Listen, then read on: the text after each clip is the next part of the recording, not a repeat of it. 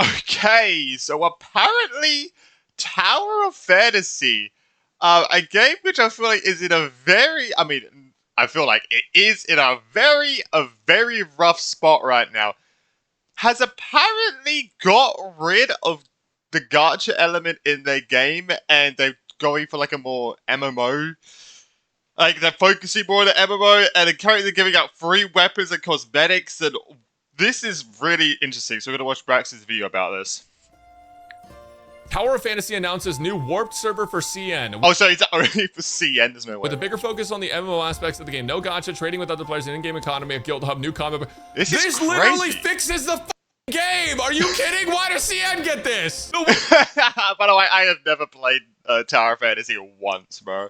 I barely watched it. Wait, this is so crazy. I can't believe this is happening. So Tower of Fantasy announced a new, it's called Warped Server, and it's for China only. Of course, it's for... It's cold. Wait, so it's cold. Interesting. Focus on the MMO aspects of the game. No gacha, trading with other players in... So there's still the gacha side, but there's also a different server, which is no gacha. Interesting. Game economy, so a market board, things like that, a guild hub, new combat mechanics, and free weapons and cosmetics through playing the game. Dude, they're just making a regular MMO. That's what they're doing. Which they're is taking good. The fucking shit I mean, like, if they started with this, it probably would have gone a lot better. The game, and they're making it good. This is literally all you have to do. I am begging every other game developer to do this right now. I've been playing Blue Protocol Star Residence on the CN server, and I'm not gonna lie, bro. They added gacha to the game in the CN version, and I hate it. I hate it. I despise it. It's for a gear piece, and the gear piece doesn't give you like a ton of stats, but it can if you whale. And when you get to end game, you're gonna feel the difference. God. Anyways, I'm sick of seeing overly monetized games. That's not good. That's not a good. Blue Protocol's got to have a fucking rough launch, isn't it? Yeah, pay to win elements in that MMO. Yikes. Yeah, I feel like Blue Protocol's not going to last too long, except for the whales. It's super ridiculously aggressive and unfair for anyone who's. But what's the point? Because an MMO, I know you have to put like in like a lot, like it's pretty much like a full-time job, right? If you want to actually like keep up. Bro, what's the point of spending 8, 10, 12, maybe even 14, maybe even 24 hours a day grinding and grinding, but there's no point in doing that if you just pay to, like, that doesn't make sense. Sorry, I am going off on Blue. Oh god, I would rather you just give us, slap us with a subscription, or slap whales with a ton of cosmetics. Stop putting power scaling in with money on every single anime game that releases. Finally, someone is doing something good. This actually gives me so much faith in what Tower of Fantasy is doing. Nice, Unironically, this is something that might be worth playing. Okay, so for those of you guys who don't know, I was gonna say, maybe I should give it a try. Oh wait, it's CN.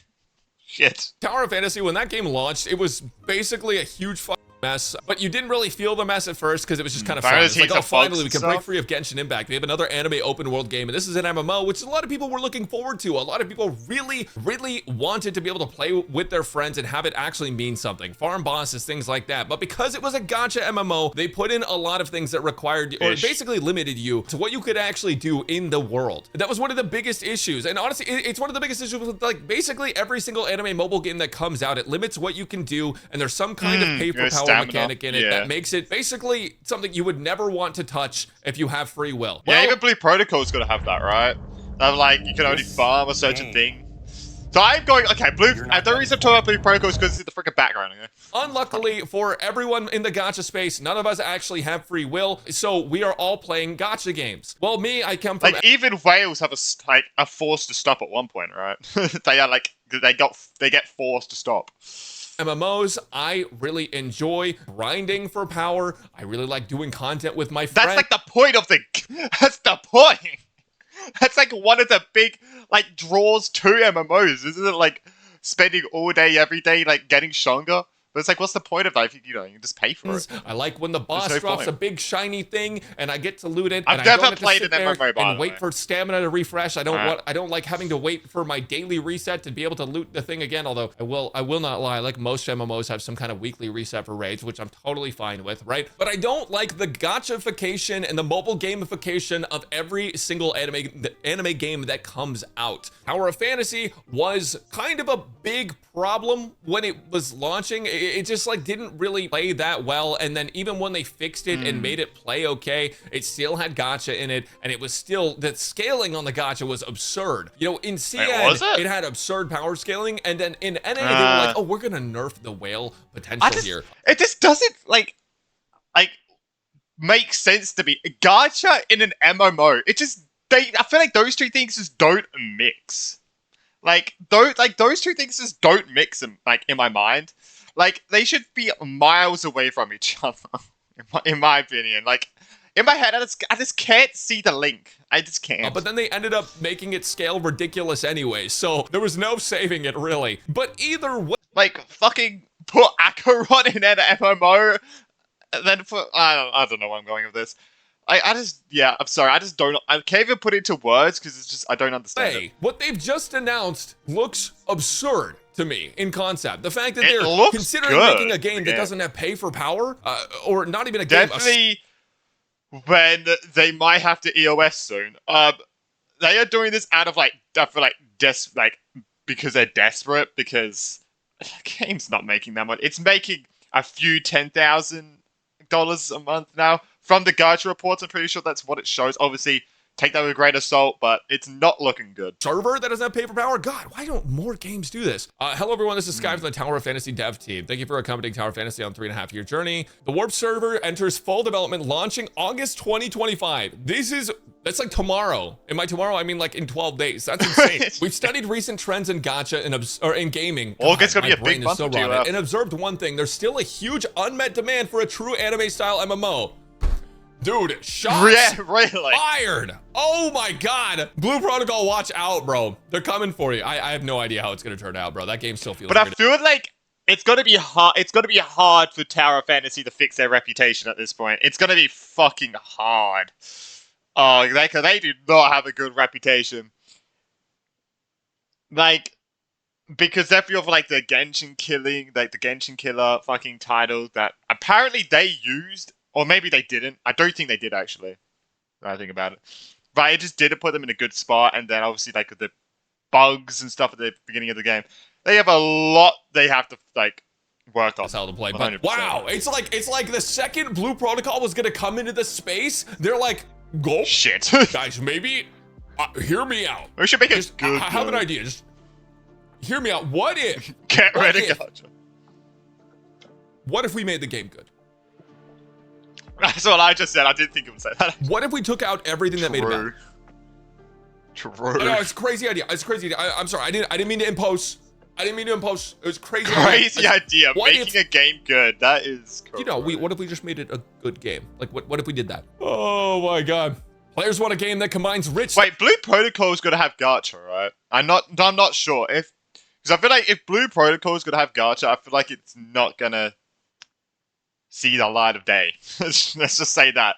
But I'm not entirely sure. Please let me know, because I'm not entirely sure if it does. Stylized character design and story with a large-scale dynamic gameplay of an MMO, open economy, strategic combat, meaningful multiplayer. I'm gonna come. But merging these two genres is a delicate art, and many games fall into one of two traps. They become gacha traps with heavy paywalls and steep progression cliffs, or they rely too heavily on character monetization, creating unfair gaps between players. Jesus Christ. Wow, someone in the Tower of Fantasy freaking team is like, actually has a working brain and knows what the fuck's wrong. What they are doing. Holy shit. They know what they had. Oh my God, this changes everything, guys. Guys, I'm gonna be so real. I have not played Tower of Fantasy. This is actually huge for, like, definitely, like, gacha games. This is huge. In 3.5 years since the launch of the game.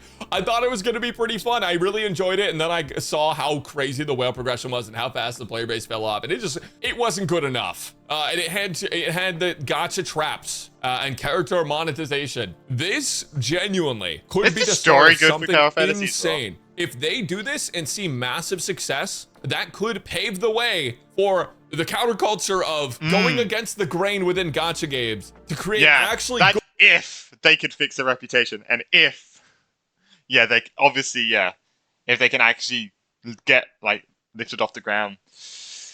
But it's good. It's like a wait and see, right? Good anime games that are not overly monetized. Oh God, please let this work. We've learned from both the successes and mistakes of others. Now we believe we found a balance point that suits Tower of Fantasy. We're ready to boldly launch the Warp server as our answer to that long-standing wish. This is China only, by the way, guys, but I will be playing it to try it out. Why Tower of Fantasy can actually pull this off? From the start, Tower of Fantasy has been positioned as an open-world sci-fi game with strong multiplayer elements, a foundation that aligns closely with MMO gameplay. Our surveys confirm two key things. Tower of Fantasy is increasingly recognized for its anime aesthetic. Well, Tower of Fantasy, it is an anime game. Let's be real about what it's recognized for, okay?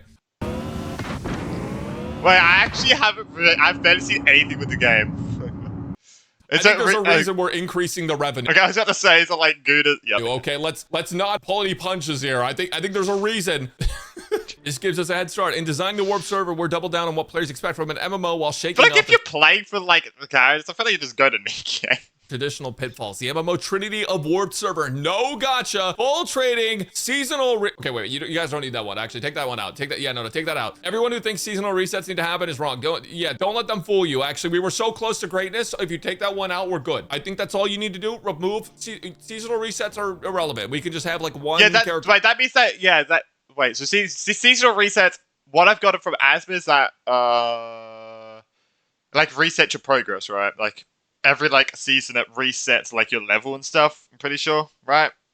I think. Where you progress. You guys saw how well that worked out for World of Warcraft. Everyone in Shadowlands hated it, okay? Let's not do this part, okay? Everything else is looking really good. We all heard your feedback. Too expensive, numbers are bloated, can't keep up, nothing to do. All weapons are free. We're removing both the weapon gacha and matrix gacha systems. Crazy. No more endless battles with RNG or price tags. From day one, 6 powerful weapons will be freely distributed. Oh, wait, this might not be exactly what I think it is. More weapons can be unlocked through daily logins, not purchases. Even fashion items, premium cosmetics and mounts will be made available through gameplay events. Short, no red nucleus, no pulling, no cost, just play. We're gradually releasing older limited cosmetics, outfits, accessories, mounts, etc. through the shops where players can collect shards and craft them over time. Okay, so the only reason this concerns me is because, like, if every weapon is free, then you kind of also don't really have any reason to play it, right? Because if you're taking it out of the gacha, you should put it behind some kind of progression wall where people can earn it, where people can go farm it. And daily logins is great, but, like, I think what you should want to be doing is putting them as boss drops, right? So this does seem like another fuck up in my opinion. Craftable, boss drops, dungeon drops. Like, RNG is okay. You just don't want the RNG to be tied to money. RNG is fine. That's what gives people a reason to do. Wait, Diablo 3 is an MMO, right? I played that for like maybe an hour and a half, like a year and a half, 2 years ago. That's really it. Content. I guess I played it a little bit when I was a kid. But. Do you think that unlocking all weapons could be honestly like detrimental to people's want to play the game? What that could lead to is less people playing on the server less frequently. They just enter the game and just leave immediately. And that changes into the devs thinking that nobody likes that style of play, which is not true. What people want is a reason to play the game. The shops and being able to craft all this stuff is great. You know what's gonna be really funny? Is if everyone does move over to that server and nobody's paying for the gacha anymore. Oh god. End of service. Open player trading. We're putting the power back into players' hands. Core residents like matrices, cosmetics, and crafting materials will be tradable, making farming and trading both meaningful and rewarding. To support this, we're launching a new dual market economy, a trade house for everyday trading between players, and an auction house with personal guild and world level auctions. Oh, I miss the auction house. Holy Finon, what's up, man? I can't believe Finon's on this page. That's insane. It empowers all types of players, whether collectors, traders, or gold farmers, to find their place in this economy. We want Tower of Fantasy to become the first real side hustle anime MMO for young players. I don't think it's young players that are going to be grinding. I think it's going to be people in their early 20s. Yeah, which what are they going to be grinding in fucking English class, bro? Seasonal structure to control power. They bring the whole PC setup to fucking school and set it up in fucking like English class.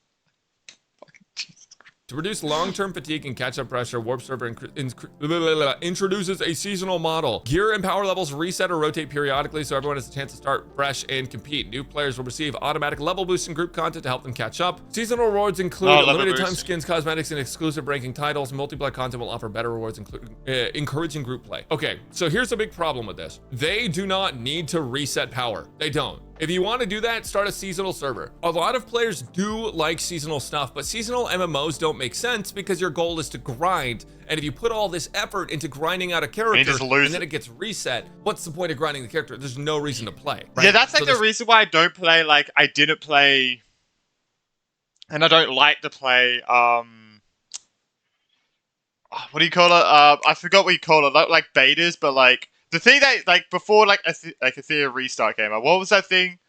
Where like I forgot what you call it, but I don't like play the game before it comes out because like at first like there's no fucking point for in my opinion. Two big problems that I've seen so far. Every weapon goes to everyone, and that they're doing seasonal stuff. Multiplayer content will offer better rewards, encouraging group play though. That is good though. I 100% agree with that. All right, enhanced social systems. We're building deeper social and guild features to welcome all types of players, whether you enjoy combat, life skills, roleplay, or casual interaction. Key additions include guild bases, customizable hubs for socializing and organizing. They're doing a lot. They've had this in works for a while. If it ever comes to global, new co-op activities, guild dances, parades, recruitment boards, and gift. You have to remember that. Guys, you can officially ERP in Tower of Fantasy. Absolute cinema. In group activities, players can now activate ultimate team skills. Meet special conditions during boss fights to trigger a dramatic QTE cinematic combo unique to your characters and weapons. That's neat. We've polished every frame of these sequences. I'm curious how big it would Honestly, be. Warped Server is a massive transformation. It touches every corner of the game. Progression, exploration, economy, combat, cosmetics, and more. We can't cover it all here, but we'll share info soon. Warped Server co-creation plan launching August 2025. Now we know what you're thinking. Tower Fantasy, aren't you biting off more than you can chew? No, honestly, they have Tencent backing them. I'm not afraid of that. How will this affect the main and reboot servers? I don't think it'll affect them at all, right?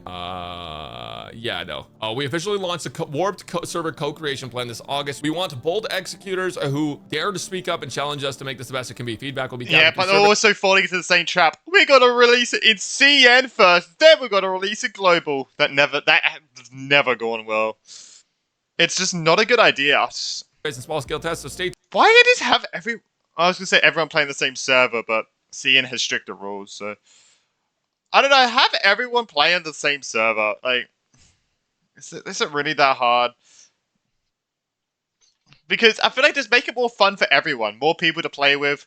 Have like an auto translation, like AI thing that helps, like with like people going off different like languages, speak with each other. And I feel like you'll have I feel like if you can do that, like have like every single like CN, JP, global, everyone join together into one server, I think you have a very successful game. But tuned for official announcements. So that means this could change, and then when it's ready, maybe they'll launch like an official thing. I hope they get rid of seasons, and I hope that they make it so that the weapons are grindable. If this really is everything they're saying it is, though, this could be a massive step forward for every single anime game in the entire industry, because what is happening with every anime game is that it's also a mobile gacha game. Yes, there are single player anime games that are absolutely incredible. I'm not going to deny that. But we have too many gacha games, too many of this egregious, terrible monetization model, and an MMO can never exist and be good. And we still got like tens of gacha games coming out. It's like, bro, that at one point it's like it's fucking just too much. Like it literally is too much.